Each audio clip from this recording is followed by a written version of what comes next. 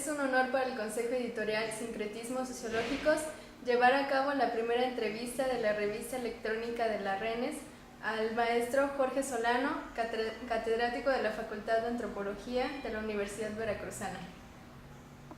Bueno, buenas tardes. Buenas tardes. ¿Puedo seguir la primera pregunta? Cuéntenme. ¿Qué definición daría usted al concepto de sincretismo?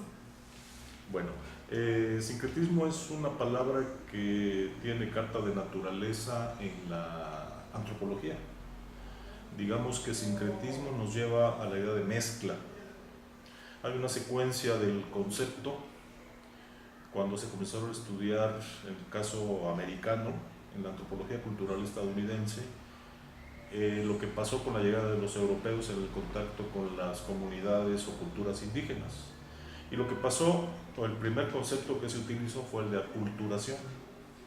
La aculturación era un proceso de un lado a otro, de un A hacia un B, en donde una cultura se impone sobre otra. La primera idea que se trabajó, digamos, en este sentido, es que la cultura europea había influido sobre la cultura indígena. Después el concepto evolucionó y se habló de transculturación, es decir, de que también había un proceso inverso de la influencia de las culturas indígenas sobre las culturas europeas, con los cultivos como productos como el jitomate, el cacahuate, el maíz, ¿no? Muy importante, la papa, que son americanas, más otros productos culturales no tan materiales como símbolos, música, flores, ¿no? Y ya se comenzó a hablar de un proceso que iba de A a B y de B hacia A, mutuo. A eso se le llamó transculturación. El concepto de sincretismo entonces nos remite en la antropología a un proceso de intercambio de productos culturales, de elementos culturales, en todos los niveles, ¿no? En el económico, en el tecnológico, en los valores en su más amplio sentido, religiosos, etc. En particular, en el caso americano, en el ámbito de la religión, se habla de sincretismo religioso. Ustedes saben que cuando los españoles, para impulsar la cristianización, inventan la aparición de la Virgen de Guadalupe, lo hacen en un santuario de la Tonantzin, es decir, de una deidad antiquísima, venerada por los indígenas del Altiplano Central y que tenían su santuario en el Tepeyac. Es decir, y esto lo hicieron también los romanos siglos antes, cuando extendieron el cristianismo por la propia Europa, de apropiarse de, si no podían destruir a las deidades locales, inventarse un santo, ¿no? En este caso se inventa, decimos los antropólogos, la figura de la Virgen, para esa religiosidad utilizarla en beneficio de la cristianización. Entonces, en el ámbito de la antropología, el sincretismo se utilizó para hablar de religión, pero obviamente sincretismo, al significar mezcla, combinación, hibridación, nos lleva a todos estos procesos de transculturación en donde hay síntesis cultural. Por ejemplo, en el ámbito de la música, el son jarocho, se dice que es un proceso de hibridación donde hay elementos musicales de la cultura europea, del Mediterráneo, particularmente del sur de España, norte de África, rítmicas africanas del sur del Sahara, traído con los esclavos, y elementos indígenas también. Entonces es una música mestiza. El sincretismo habla de mestizaje cultural, ¿no? De culturas mulatas, dirían algunos. Más para acá hay un muy importante antropólogo argentino-mexicano que se llama Néstor García Canclini, que nos habla de hibridación cultural. Cuando él hace una reflexión sobre cómo ha sido la modernidad latinoamericana, él dice, es una modernidad un poco distinta a la europea, hay muchas modernidades y la modernidad latinoamericana es híbrida, es decir, es mezclada, y en donde no tan solo se mezcla lo occidental con lo aborigen americano, también hay procesos de creación cultural, de procesos novedosos que se mezclan también. En este sentido es muy, muy importante el concepto de barroco, ¿no? Un estilo, algunos lo identifican con la arquitectura, que se identificó en la arquitectura en donde se trae patrones arquitectónicos europeos, pero como los albañiles son indígenas, ponen de su cosecha en los adornos, se ven ídolos, se ven figuras, ¿no? Formas de decorar que se utilizaban en las pirámides, por ejemplo. Entonces, dentro de los adornos, y detrás otro adorno, y detrás otro adorno, tuvieron la oportunidad los indígenas, los albañiles indígenas, de colar su cultura. Entonces, el barroco mexicano no se parece, el barroco americano en ese sentido no se parece al europeo, es una variante del europeo con esos elementos de transculturación. Otro caso es la música en el Caribe, ¿no? Una fuente muy importante negra, africana en ritmos, ¿no? De tambores sobre todo, con la influencia europea, ¿no? Con la musicalidad y las armonías europeas que se fusionan. También había un proceso de fusión cultural, sería otro sinónimo más, en una música como la rumba, como el danzón, como el son, ¿no? Que después se globaliza, que ese es otro proceso, ¿no? Entonces, desde el punto de vista cultural, el sincretismo nos remite a mestizaje, fusión, síntesis, mestizaje, ¿no? Formas mulatas de cultura.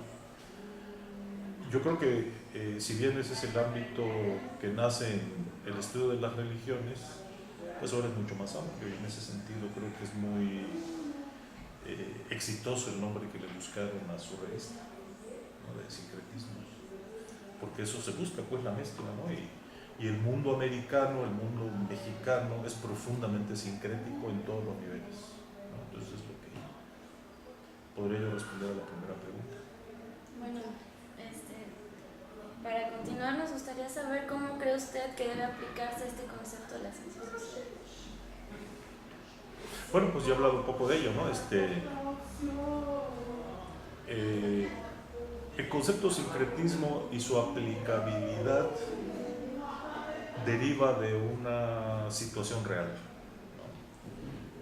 Vivimos un mundo, imagínense un mundo donde hay un encontronazo de la civilización occidental violenta, agresiva, con dos grandes civilizaciones americanas, la inca, ¿no? En los Andes, y la mesoamericana. Las mesoamericanas, porque no era tan solo la mexica, sino también estaba la purépecha, la maya, etc., ¿no? Es en este encontronazo desigual, que por poco produce la desaparición de la propia población original. En México queda el 10% después de además de la explotación, las enfermedades, ¿no? Todos esos virus y bacterias que venían del otro continente, para los cuales los indígenas no tenían defensa, que implica casi la muerte del 90% de la población. En el Caribe desapareció. En el encontronazo primero, que fue en el Caribe, la población indígena prácticamente desapareció, y aquí por poco. De todas maneras, en historia es muy importante el concepto, porque no puedes entender, y recuerden que cuando llegan los españoles y se derrumba el imperio mexicano, mexica, hasta las mismas cuotas de tributos son utilizadas por los españoles para seguir exigiéndoles a las distintas comunidades dominadas por los mexicas que siguieran pagando lo mismo. Entonces se sobreimpusieron a la estructura tributaria mexica la estructura tributaria de la corona española, ¿no? Y entonces históricamente esto es todo un campo de síntesis de estos mestizajes, ¿no? Proceso que no cesa, ¿no? Como ya les había dicho, con la cristianización se da un proceso intensísimo de fusión de religiones, o de hibridación de religiones, pero también de hábitos de comer, de formas de vestir, en lo religioso, que es muy importante para la época, todo lo que comienza a llegar de Europa, el trigo, la ganadería, los caballos, etcétera, van haciendo una sociedad nueva de mezcla constante, ¿no? de amalgama, ¿no? De todos estos elementos. Y entonces el concepto es muy potente y se puede utilizar en muchas ciencias. Si queremos entender, por ejemplo, la modernidad americana, como les decía hace un rato, no puedes entenderla si no entiendes a la cultura americana como una cultura de fusión, de tradiciones y de creación cultural que también se incluye y que posiblemente en algún momento influye también en Europa. Entonces, hibridación migra, podríamos decir que fácilmente migra y ha migrado de la antropología a la sociología, a la historia, a otras interdisciplinas, otra vez sincretismo, otra vez fusión, ¿no? Como, no sé, la antropología histórica, la sociología histórica, la sociología política, porque también en términos de poder, por ejemplo, recuerden que el concepto de caciquismo, el concepto de cacique viene del jefe político local o regional en el Caribe, y ahora es una palabra que puedes utilizar en todos lados, ¿no? El caciquismo, el estudio del caciquismo hace que una palabra americana se convierta casi en una palabra técnica de la sociología política o de la ciencia política. Entonces yo veo mucha aplicabilidad en sociología de la cultura para poder entender lo que está ocurriendo hasta en los ámbitos de globalización. Por ejemplo, con el concepto de local. En los estudios de cultura y globalización se ha visto que hay dos grandes tendencias. Una, las tendencias a la homogeneización, que viene de la cultura occidental y que se expresan sintéticamente en lo que se llama la americanización del mundo, que se transmite a través del cine estadounidense, el Star System hollywoodense, la hamburguesa, la música, ¿no? La música desde el rock, el jazz, etcétera, que vienen de Estados Unidos. Entonces hay toda una afluencia que es mundial, dado el poder imperial, cultural, militar y económico de los Estados Unidos, y que hereda a su vez de Europa. Pero por ejemplo la música de jazz y después la del rock es también fusiones, son también sincretismos de tradiciones africanas, americanas, etcétera, ¿no? Entonces, entender en el presente esta cuestión de la globalización, primero está esta tendencia homogeneizadora que yo les decía, y después la respuesta que se da desde el nivel de lo local. En este momento ya no se piensa que la influencia global es todopoderosa, sino que la gente a nivel local, de las comunidades, de los barrios, de los países, hace una lectura, filtra esas influencias. Algunas cosas las rechazan, otras cosas las integran y sintetizan, otras cosas se les da una alternativa. Entonces, un ejemplo que se me ocurre es el reggae. El reggae en Jamaica es como los habitantes de población negra, de barrio bajo, de pobres, en Kingston, en la periferia de Kingston, oyen el rock, pero tienen tradición africana atrás, tradición propia del ska, y lo mezclan, y eso da el reggae. Y esto además ligado a un movimiento religioso que se llama rastafarismo, ¿no? Que gira en torno al culto y al consumo de marihuana, de manera ritual, en la playa, bailando reggae por horas y horas y horas. Fíjense otra vez, ¿no? Y muchas cosas de los procesos culturales americanos son así. Entonces es un concepto ahora esencial para poder entender en algo la manera en que nos hicimos modernos, porque están por lo menos esas tres raíces, ¿no? Y yo creo que hay más: la indígena, la africana, la europea, pero también está la europea occidental, pero también yo diría que faltan dos raíces más: la judía y la árabe. El sur de España, de donde vienen los colonizadores, tuvieron 8 siglos de cultura musulmana. Entonces yo creo que por lo menos 5 raíces, además de las 3 que ya se reconocen. Yo creo que en unos años va a haber investigación de 4ª raíz, la cultura judía, y 5ª raíz, la musulmana. Y después ya también, por ejemplo, en el caso del Caribe hay una fuerte migración hindú. Cuando se decreta la abolición de la esclavitud, se trae obreros de la India, de Java. Entonces hay casos en donde, por ejemplo, en Trinidad y Tobago, los partidos políticos se agrupan, ahí coincide la etnia con la religión, religiones africanas de origen africano en los partidos políticos negros, religión musulmana en el caso de la migración asiática, y los europeos ex capataces, dirigentes, ¿no? Cristianos. Entonces, y formas fundidas, también en el ámbito de la lengua, lo que se llaman las culturas criollas. Son lenguas de contacto que sirven para comunicar todos estos grupos, porque todos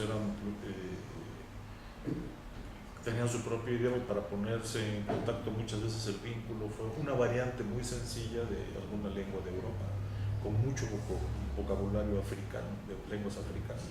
Otra vez sincretismo. Sin sincretismo no entendemos América, ni México tampoco, ni Perú, ni muchos otros lugares. Entonces es lo que les podría decir en ese sentido. ¿Y podría darnos algunos ejemplos de la aplicación teórica del concepto sincretismo? Bueno, de hecho, se los he estado dando, ¿no? Como en el caso de hibridación, en el trabajo de Néstor García Canclini. Les puedo contar un poco más. Néstor García se forma como filósofo, llega a México y se quiere ser antropólogo, y comienza a hacer trabajo de campo en Michoacán. Y en Michoacán se da cuenta que el trabajo, tiene un trabajo sobre la artesanía en Michoacán, que se llama Las culturas populares en el capitalismo. Se dio cuenta de varias cosas: que las tradiciones se inventan, que alrededor del lago de Pátzcuaro, la producción de artesanía y los productos artesanales no eran prehispánicos, que después de una profunda crisis agrícola, los purépechas alrededor del lago decidieron vender otra cosa. De su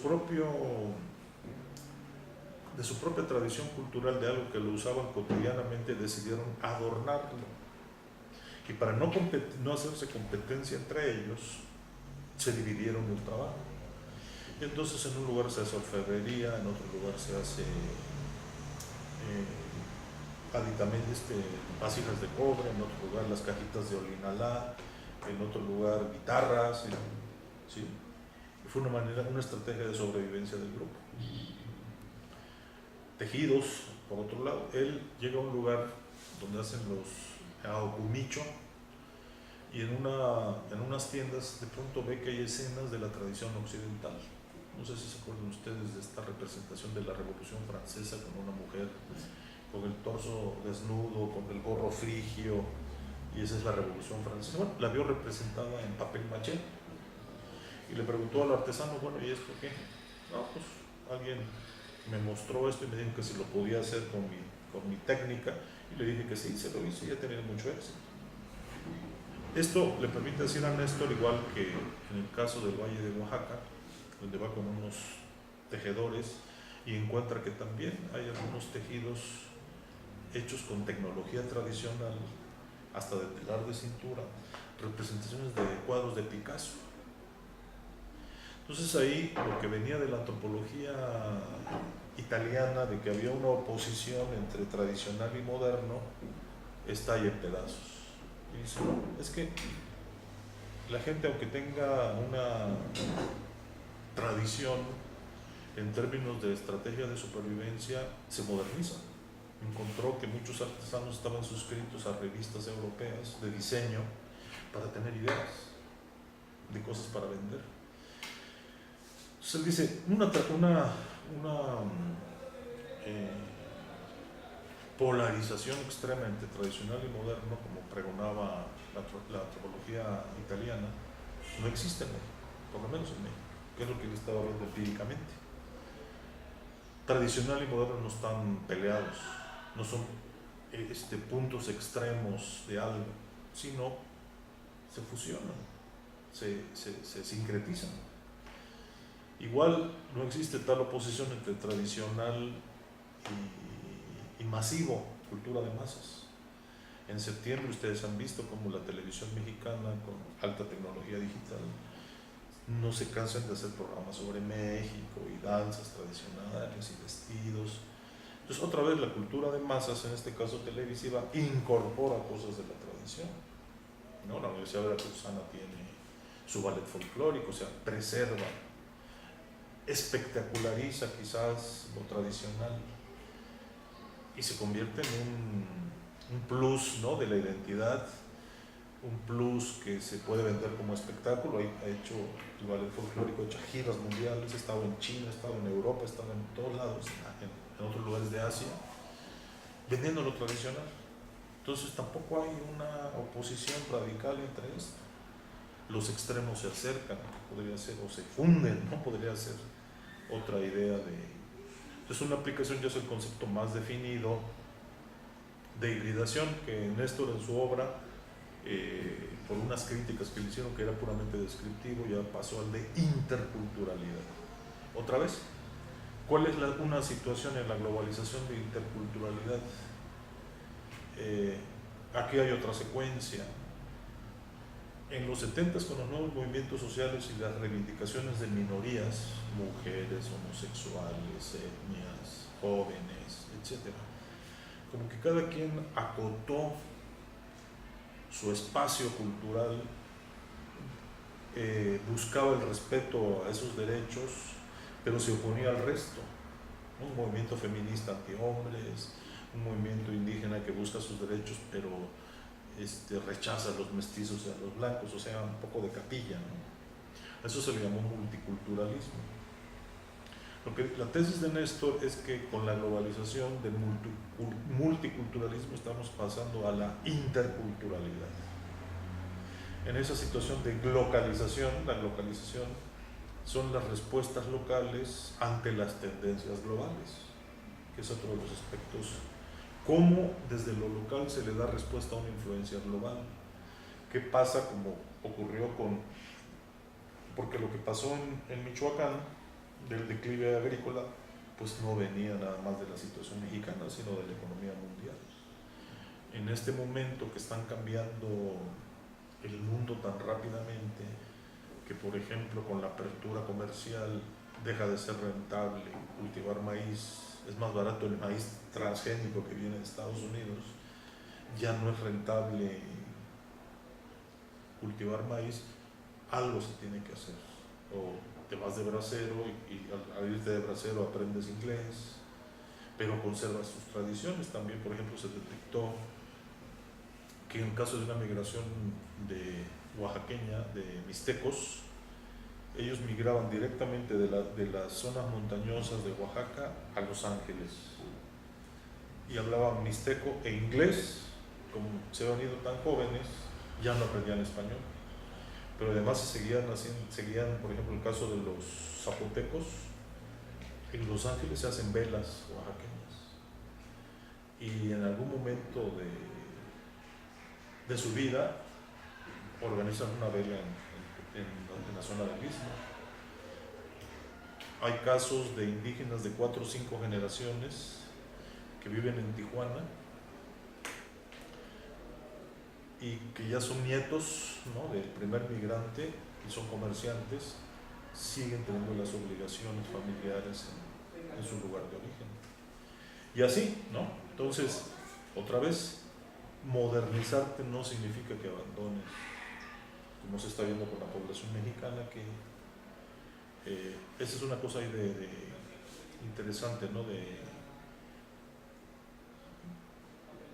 de mexicanos que viven en Estados Unidos pero no cortan sus vínculos con México, sigue llegando gente y hay una renovación cultural, pero al mismo tiempo son ciudadanos estadounidenses. Entonces otra vez hay el proceso de ya no de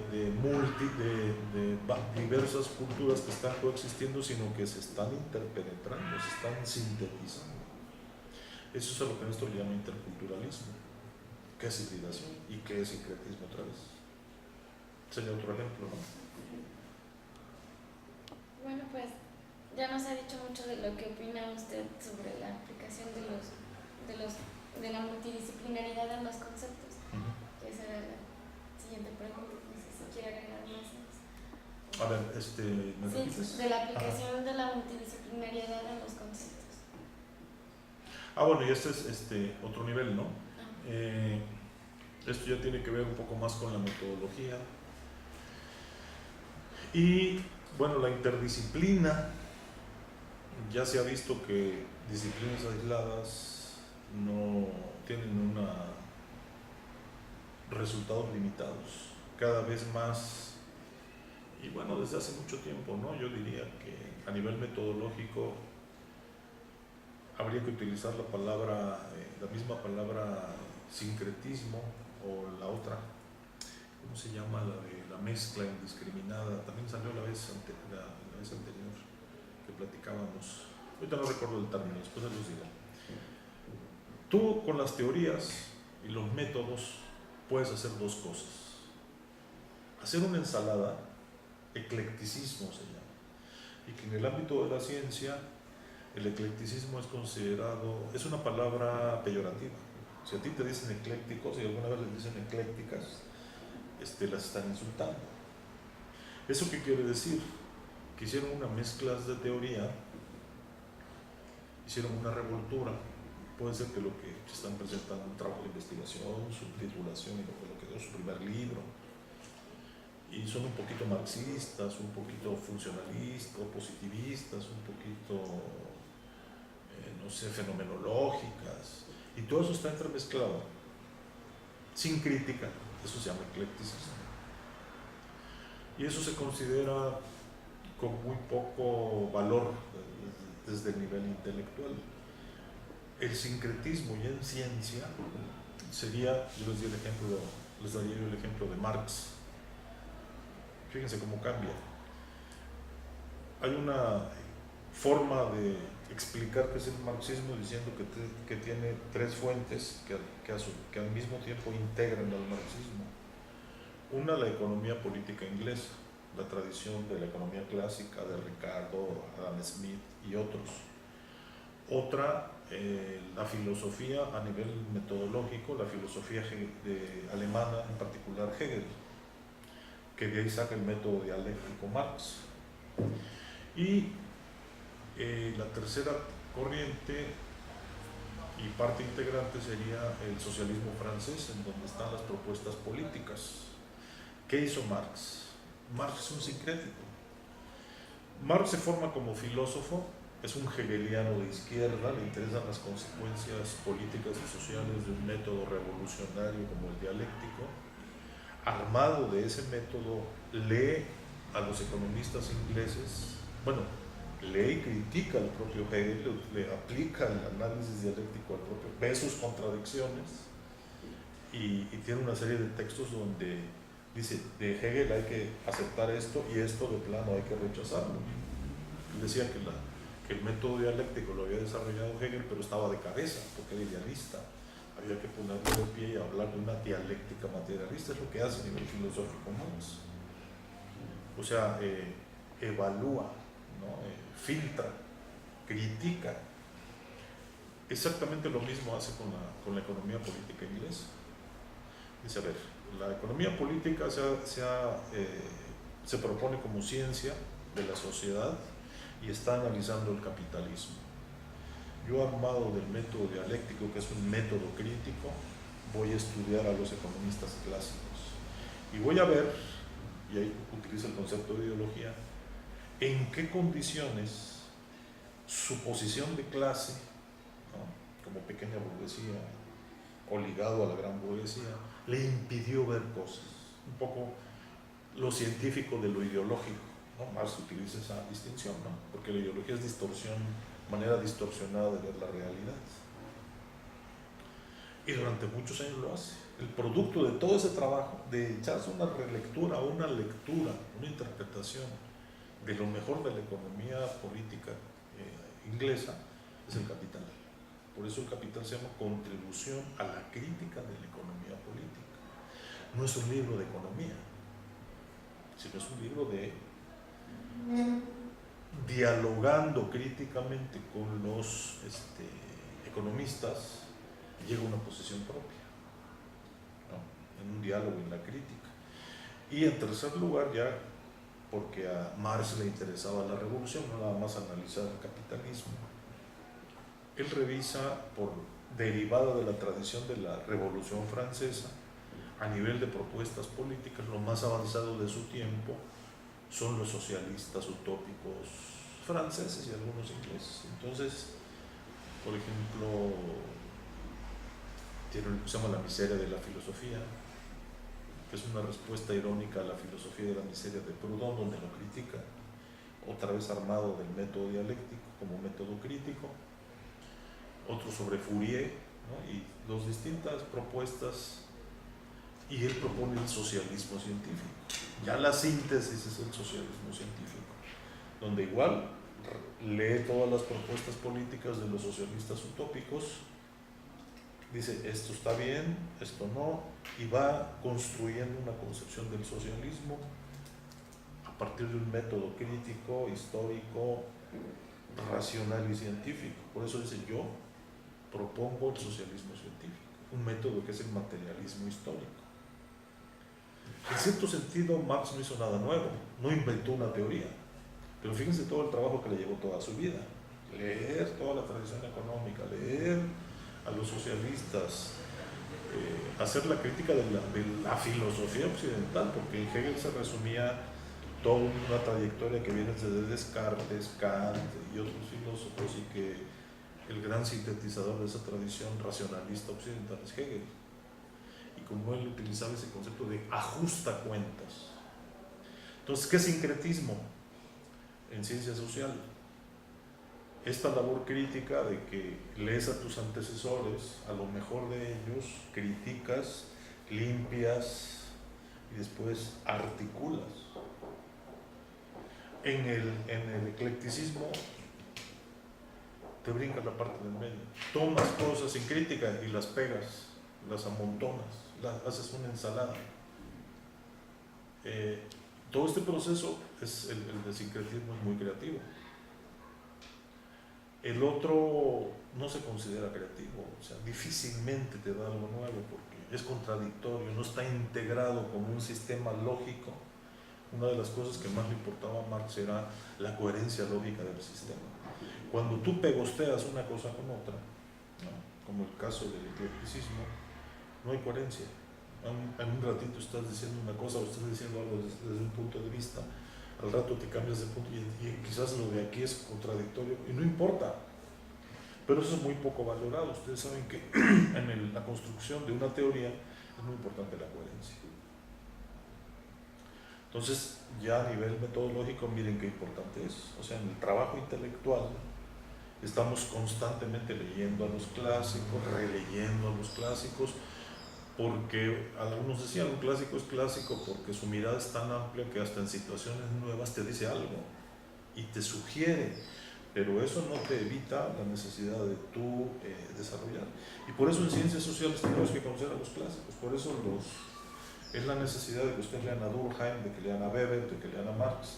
Dicen, ustedes podrán decir, bueno, son teóricos del 19, ya están viejos, ya no. Resulta que seguimos viviendo en el ámbito de la sociedad capitalista que ha pasado por varias etapas, pero sigue siendo, y el horizonte histórico más amplio es el mismo, quizás por eso son vigentes, pero además hasta uno se puede ir a releer a Platón y nos dicen cosas para el presente. Las grandes mentes tienen esa facultad, los grandes creadores, ¿no? de teoría, digamos, pero en una relectura, en una situación nueva, es donde ya viene tu creatividad.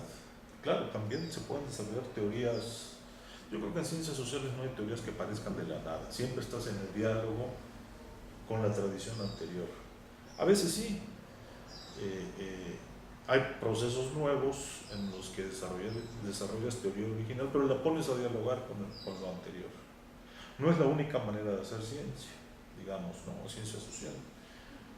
Pero yo creo que el 80% de los que hacen ciencia primero dialogan con su tradición, dialogan, critican, y después de que escogen una parte, digamos, de manera razonable, la integran lógicamente con otras influencias. Por ejemplo, cuando tuvo el gran impacto la electrónica, esta concepción de lo cibernético, ¿no? Entonces aparece, ¿qué tal si analizamos la sociedad como si fuera una computadora? Que tiene dispositivo de entrada, dispositivo de salida, tiene una unidad de procesamiento de la información, que funciona como caja negra y hay órdenes, ¿no? Tal que pasos. En los 50 la aparición de la cibernética de Wiener, vamos a imaginar una nueva metáfora.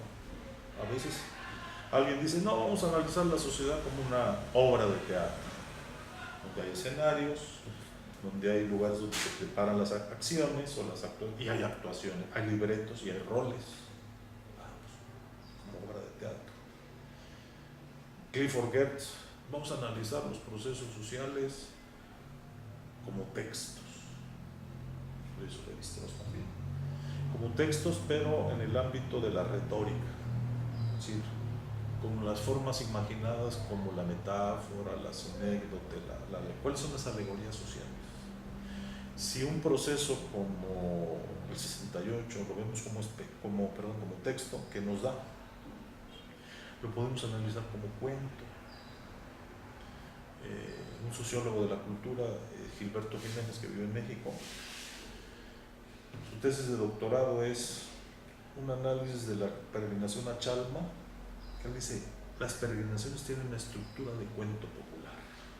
Entonces se apoya en la teoría del cuento de Prop y en el análisis de la cultura medieval de otro autor por ahí, ¿no? Y lo aplica.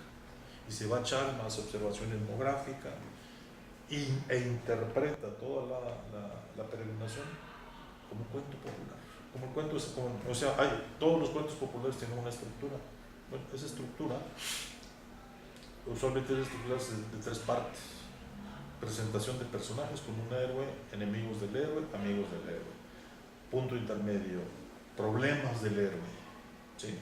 Las hermanastras, las cenicientas, ¿no? Solución, ganan los buenos, ¿sí? Parece que nunca lo va a lograr, que el príncipe, que son re malas las hermanas, etc., pero al final triunfa. ¿Sí? Esa es la estructura de la peregrinación, y así la interpreto. Ese es su libro, esa es su tesis de doctorado. Entonces, bueno, fíjense, en el caso de Gilberto Jiménez, dice, ¿me servirá Prop? ¿Me servirá este estudioso de la tradición medieval? Sí. Entonces los relee o los conoce muy a fondo. Y ya está leyendo la teoría del cuento y dice, partes de la cultura popular como una peregrinación de carácter religioso puede ser interpretada así. En las teorías posmodernas, esta idea de la deconstrucción, Canclin la propone y tiene un excelente ejemplo de leer el Museo Nacional de Antropología de la Ciudad de México, que está en Chapultepec, como espectáculo, no como obra de teatro, como espectáculo. Si tú recorres el museo, ¿qué espectáculo te propone? ¿Qué estados de conciencia, qué sentimientos, qué reacciones te quiere provocar? Léelo así. O recorrer una ciudad. Jalapa, ¿por qué se llama la Atenas veracruzana? ¿Y por qué le ves rasgos ahí de una imaginada arquitectura griega? ¿No? O la ciudad de las flores, ¿no? ¿Cuáles? Y al recorrerla, si caminas el centro o si caminas las avenidas más adornadas o principales, ¿qué mensaje te está emitiendo? ¿Qué te quiere provocar? ¿No? Ya desde los dos dichos, o Ciudad de las Flores o Atenas Veracruzana, que algunos le decimos apenas Veracruzana, ya te están mandando mensajes, ¿no? De cierto tipo. Así puedes leer otras realidades. Si llegas a Zacatecas como ciudad, la ciudad como espectáculo que te propone. Y muchas ciudades cada vez más se diseñan como espectáculos, se rediseñan con escenarios que te presentan, que te van a presentar algo. No sé, en Querétaro los recorridos por las casas tradicionales donde la gente va vestida así como la época hispana, te cuentan la leyenda del siglo XVI en la casa antigua que se conservó o la reconstruyeron, o ya grandes partes de la ciudad en realidad son escenarios, como en el caso de Guanajuato, en el que toda la construcción nueva debe de seguir una norma que parezca que es vieja. Entonces construyen la ciudad como escenario. Eso ya es hasta más consciente. Ya pasó de una manera de analizar hasta una manera de construir cosas que se están estudiando. Otra vez sincretismo del pasado en el presente, donde el pasado atrae al turismo. ¿Qué sabe si Guanajuato un día decidiera que ya no, que se va a modernizar? Pues quizás se convierte en una ciudad más. Pero ellos saben que lo viejo vende, ¿sí? Y siguen rediseñándose como viejo, para que sea distinta la experiencia de ir a Guanajuato. Entonces el sincretismo, además de con lo cultural, tiene que ver con los tiempos, la fusión de tiempos, ¿no? Lugares, ciudades que se rediseñan su centro histórico como centros de entretenimiento, como en estos estudios se le llama la Disneylandización urbana. Son parques temáticos. Las ciudades se están reconvirtiendo, algunas, toda la ciudad, yo diría que es el caso de Guanajuato, como un parque temático. Y donde el pasado y el presente se funden, ¿no? También no tan solo la cultura, sino los tiempos. Lo atractivo de Guanajuato es que parezca vieja, y que siga pareciendo vieja. Y eso vende y atrae turismo, puede llegar a atraer turismo de nivel global. Es algo que debe de visitarse, ¿no? Bueno, pero me brinqué al otro, entonces ahí yo vería ahí es más importante ser sincrético que ecléctico, ya en la metodología de la investigación. Sus buenos profesores en la facultad les van a proponer ser críticos, sintetizar. A veces ¿cómo se podría decir? Lo sugerente, lo creativo de un autor es que te liga a cosas inesperadas.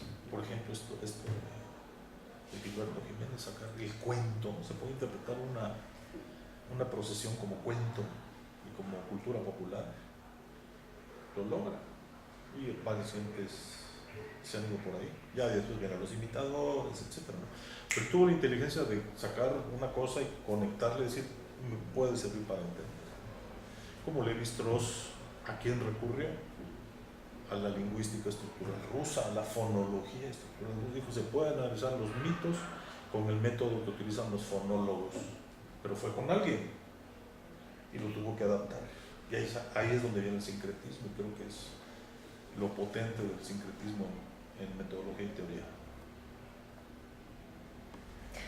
Para finalizar, maestro Solano, sí, me gustaría saber qué viene a su mente al escuchar sincretismos sociológicos.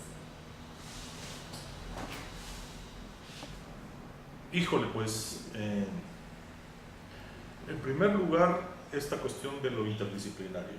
Yo creo que lo inter y multi e intradisciplinario es sincretismo, en este sentido que he explicado hace un momento, que tiene que ver con metodología y teoría. Y el otro nivel es el de, más quizás en el ámbito de sociología de la cultura, más específico, que en donde esto que les he estado mostrando de cómo van los estudios de cultura en México y América Latina, están utilizando mucho. Quizás el que integra ya más todo esto es la concepción de interculturalidad, que detrás tiene la idea de, otra vez, fusión, ¿no? Que es sincretismo. Entonces yo diría que por ahí podría estar el asunto. Bueno, pues le damos las gracias a nombre del Consejo Editorial de Sincretismos Sociológicos al profesor Jorge Solano. Muchas gracias. Gracias. Cuando quieran. Podemos ampliar culturas indígenas.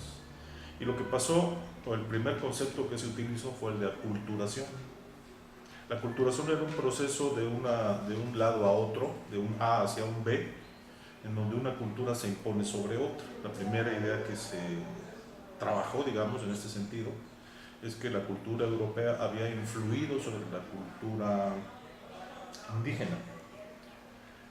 Después el concepto evolucionó y se habló de transculturación, es decir, de que también había un proceso inverso de la influencia de las culturas indígenas sobre las culturas europeas, con los cultivos como productos como el jitomate, el cacahuate, el maíz, ¿no? Muy importante, la papa, que son americanas, más cuando los españoles, para impulsar la cristianización, inventan la aparición de la Virgen de Guadalupe, lo hacen en un santuario de la Tonantzin, es decir, de una deidad antiquísima, venerada por los indígenas del Altiplano Central y que tenían su santuario en el Tepeyac.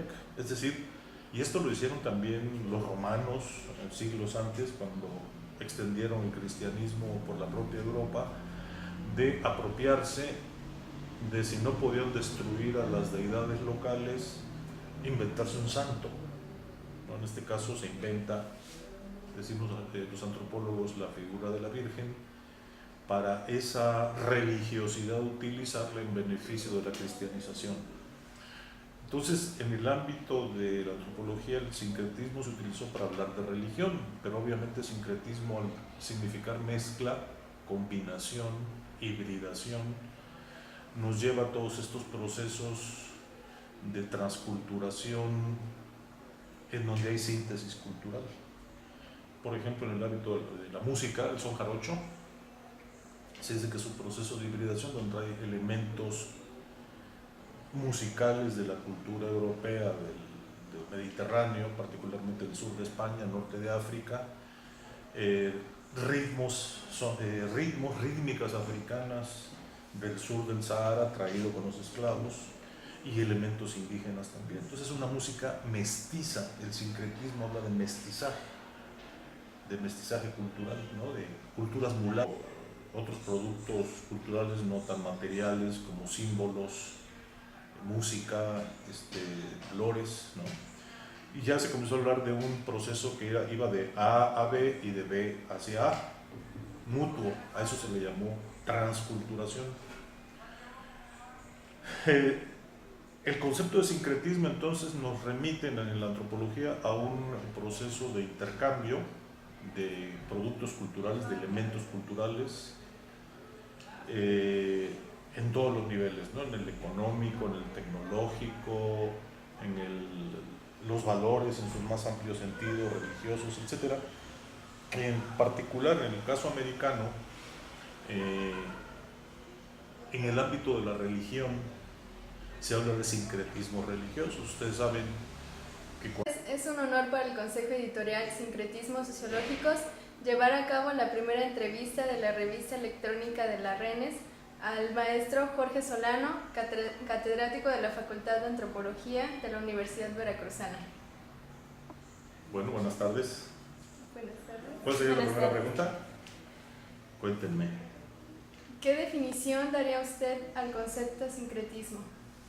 Bueno, sincretismo es una palabra que tiene carta de naturaleza en la antropología. Digamos que sincretismo nos lleva a la idea de mezcla. Hay una secuencia del concepto. Cuando se comenzaron a estudiar el caso americano en la antropología cultural estadounidense, lo que pasó con la llegada de los europeos en el contacto con las comunidades o